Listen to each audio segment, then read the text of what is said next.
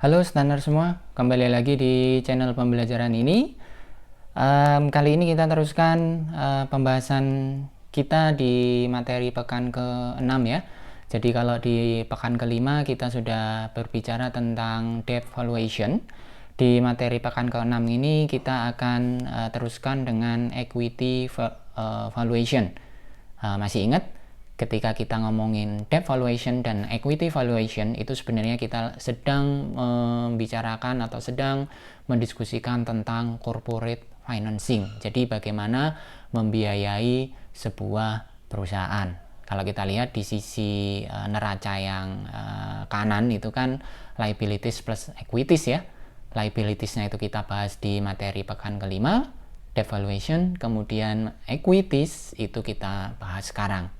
Baik liabilities, debt tadi ya, maupun equities itu kemudian kita gunakan untuk membiayai perusahaan yang bisa kita lihat wujudnya di sisi kiri dari neraca, yaitu aset. Begitu.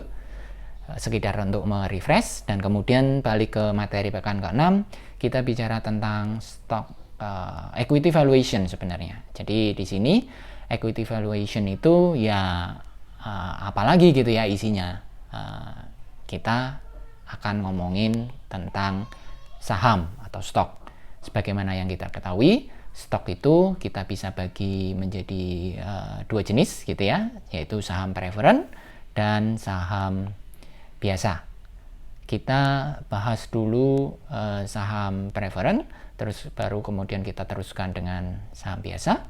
Jadi kalau kita lihat saham preferred itu karakteristiknya, yang pertama dia itu namanya juga preferred gitu ya, preferred. Jadi dia lebih preferred, lebih prioritas, lebih utama, lebih didahulukan daripada saham biasa. Kemudian dia disebut juga hybrid security. Nanti kita bahas satu-satu ya. Kemudian fitur-fiturnya itu ada beberapa. Ini terkait dengan hybrid security yang disebutkan sebelumnya tadi. Dan kemudian kita harus tahu bagaimana melakukan valuasi terhadap saham preferred.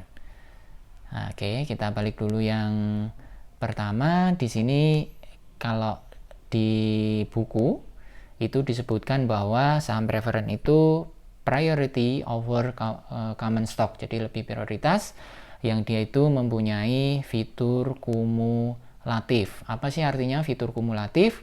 Fitur kumulatif itu artinya adalah ketika perusahaan tidak bisa atau tidak membayarkan dividen saham preferred di satu periode atau di satu tahun pelaporan keuangan gitu ya, maka kemudian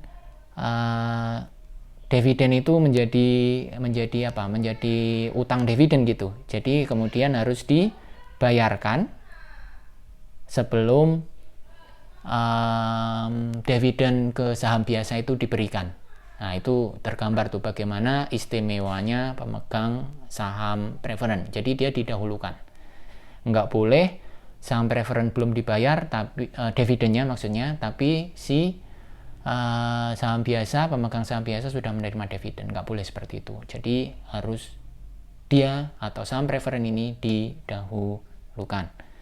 Terus kemudian saham preferred itu disebut juga hybrid security karena mempunyai dua sifat. Sifat sebagai saham dan sifat sebagai obligasi sebenarnya. Sifat sebagai saham itu kita bisa lihat saham preferred itu kan tidak punya jatuh tempo gitu ya. Saham kan nggak ada maturity date-nya ya, sepanjang masih dipegang belum dijual gitu ya, ya itu masih berlaku. Terus kemudian ketika tidak membayarkan dividen itu bukan berarti perusahaan default gitu. Nah, ini berbeda dengan obligasi. Kalau obligasi nggak membayar kupon, nggak membayar imbal hasil, itu default artinya. Nah, ini saham preferred ini ketika tidak bayar dividen dia nggak apa-apa, karena nanti bisa dikumulatifkan tadi. Jadi bukan sebuah pertanda bangkrut. Terus kemudian sifat sebagai saham itu juga dipunyai karena dividen itu non deductible for tax. Jadi tidak bisa dikurangkan untuk mengurangi penghasilan kena pajak gitu ya, taxable income, nggak bisa. Dividen ini bisa kena pajaknya adalah final, dibayar oleh si penerima dividen atau oleh pemegang saham. Terus itu yang sifat sahamnya ya. Dan sifat sebagai obligasinya atau sebagai debtnya, ya kalau kita ngomongin tentang saham preferen, dia itu fixed dividend. Jadi dividennya itu ditetapkan di awal, bisa berupa persentase dari par value-nya atau ditetapkan nominalnya. Nah, ini nyambung ke bawahnya ya fiturnya. Jadi dividends is fixed. Nah, kalau kita lihat ini kan sifat dari obligasi. Kupon itu kan fix. 10% misalnya. Ya sudah, sampai jatuh tempo kupon dibayarkan 10% dari par value-nya. Jadi ini kesamaan sifat antara preferred stock dan bond.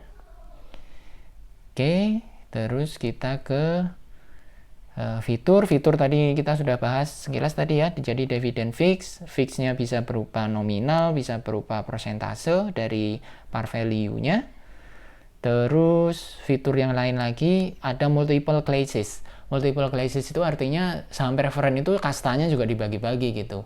Ada yang saham preferen A itu lebih priority gitu ya. Jadi paling prioritas dari di antara yang prioritas gitu. Mungkin nanti di bawahnya ada saham preferen B. Nah, saham preferen B ini berarti dia kalah prioritasnya dibandingkan dengan A, tetapi kalau misalnya ada saham preferen C di bawahnya, berarti saham preferen B ini lebih prioritas gitu. Jadi ada kelas-kelasnya. Kelas A, kelas B, kelas C, kelas D dan seterusnya. Jadi bisa tuh dibuat begitu. Nah, itu nanti ngaruh ke dividen dan ngaruh ke harga biasanya. Terus kemudian nanti kita bicara tentang valuasi saham preferen, di mana intinya kita nanti akan menghitung value dari saham preferen. Kalau kita lihat kan berarti di sini saham preferen itu memberikan dividen sampai jangka waktu yang kita belum tahu sampai kapan, karena ada prinsip going concern. Nah, itu berarti satu seri anuitas gitu ya. Tapi karena belum tahu sampai kapan, maka kita masukkan di dalam perpetuity atau perpetuitas. Nah, kita lihat contoh perhitungannya sebagai berikut. Nah, perpetuitasnya itu digambarkan di dalam rumus seperti berikut. Jadi annual preferred stock dividend, jadi dividen saham preferen tahunan dibagi dengan yield on preferred stock atau rate of return yang diminta oleh preferred stockholder. Kita lihat contoh perhitungannya. Misalnya nih, dividen tahun 2018 untuk saham preferen itu ditetapkan 10. Terus pemegang saham preferen, investor, meminta rate of return misalnya 12%, maka value dari saham preferen itu tadi ya, dividen tahunan 10 dibagi dengan rate of return yang diminta 12. 10% dibagi 10 dibagi 12% sama dengan sekitar ini 83,33. Jadi harga dari atau value dari saham preferen itu 83,33. Jadi 10 dividen tahunan dibagi dengan rate of return. Nah, ini kan perpetuity ya, rumus perpetuity. Jadi cash flow dibagi dengan I. I-nya ini required rate of return, cash flow-nya ini adalah dividen saham preferen. Demikian pembahasan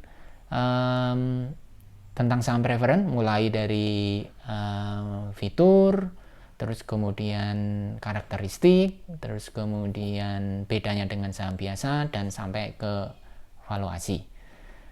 Demikian, kalau ada pertanyaan, post kolom komentar di bawah. Terima kasih.